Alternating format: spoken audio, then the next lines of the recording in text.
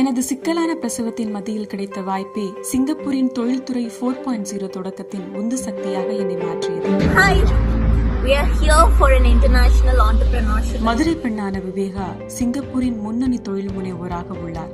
திராவிட உணர்வாளர்களான பெற்றோர்களின் மூலமே விவேகாவிற்கு முற்போக்கு கருத்துகள் அறிமுகமாகின. பெரியார நான் இது எல்லாத்துக்கும் காரணமா இருக்கிற ஒரு காரியகர்த்தாவாகவும் காரணகர்த்தாவாகவும் பார்க்கிறேன். விவேகா தனது நிறுவனத்தில் பாலின சமத்துவத்திற்காகவும் ஊதிய முரண்பாட்டை களையவும் முன்னெடுப்புகளை எடுத்து வருகிறார். பெண்களுக்கு சுதந்திரமும் சம உரிமையும் வேணும். முற்பட்ட வகுப்பினர் மட்டும் கல்வி பயணம் மேற்கொண்டு வந்த நிலையில் விவேகாவின் சிங்கப்பூர் பயணம் பல பெண்களுக்கு நம்பிக்கையை தந்துள்ளது.